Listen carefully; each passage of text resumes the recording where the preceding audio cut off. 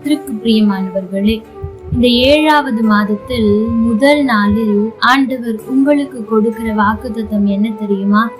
யோவேல் 2ஆம் அதிகாரம் 26ஆம் வசனம், நீங்கள் சம்பூரணமாக சாப்பிட்டு திருப்தி அடைந்து உங்களை அதிசயமாய் நடத்தி வந்த உங்கள் தேவனாகிய கர்த்தருடைய நாமத்தை துதிப்பீர்கள். என் ஜனங்கள் ஒருபோதும் வெட்கப்பட்டு போவதில்லை. எனக்கு பிரியமான தேவ ஜனமே, அநேக தேவைகளின் மத்தியில், குறைவுகளின் மத்தியில் அமர்ந்த இந்த வார்த்தையை கேட்டுக்கொண்டிருக்கிறீர்களோ? ஆண்டவர் சொல்லுகிறார், நீ பயப்பட வேண்டிய அவசியம் இல்லை, நீ கலங்க வேண்டிய அவசியம் இல்லை, ஏனென்றால் நான் உன்னை திருப்தி அடைய பண்ணுவேன் என்று ஆண்டவர் சொல்லுகிறார். எந்த காரியங்களில் ஒரு திருப்தியற்ற நிலைமை இருக்கிறதோ, அது குடும்ப வாழ்க்கையாக இருக்கலாம், பொருளாதார செழிப்பாய் இருக்கலாம், அவற்றில் ஒரு திருப்தியை ஆண்டவர் கொடுக்க போகிறார். அது மாத்திரமல்ல, நீங்கள் இந்த மாதத்தில் வெட்கப்பட்டு போவதே இல்லையா? ஒருவேளை கடந்த 6 மாதத்தில் எத்தனையோ அவமானங்களை சந்தித்திருக்கலாம். உங்களுடைய நிலைமையின் நிமித்தம் அநேக இடத்தில் நீங்கள் வெட்கப்பட்டு இருக்கலாம். ஆண்டவர் இன்றைக்கு தீர்க்க தரிசனமாய் சொல்லுகிறார், என் அன்பு மகனே, என் அன்பு மகளே, இனி நீ வெட்கப்பட்டு போவதில்லை என்று ஆண்டவர் சொல்லுகிறார். எனக்கு பிரியமான தேவ ஜனமே, ஆண்டவர் இந்த மாதத்தில் ஒவ்வொரு நாளும் உங்களை அதிசயமாய் நடத்த போகிறார்.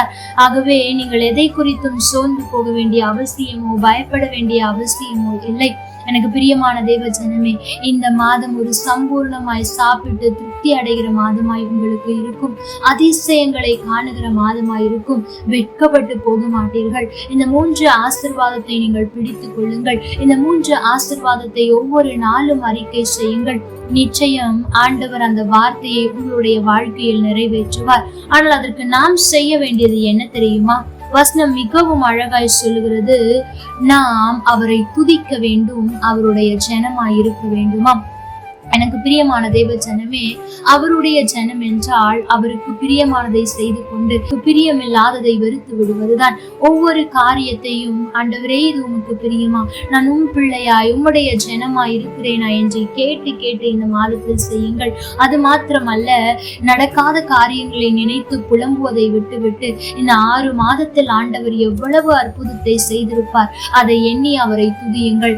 அப்படி இருக்கும்போது இந்த மாதத்தில் ஒவ்வொரு நாளும் நீங்கள் சம்பூர்ணமாய் சாப்பிட்டு திருப்தி அடைவீர்கள். நீங்கள் அதிசயங்களை காண்பீர்கள். நீங்கள் வெட்கப்பட்டு போவதில்லை. கர்த்தர் தாமே உங்களோடு கூட இருந்து உங்களை ஆசீர்வதிப்பாராக. ஆமென்.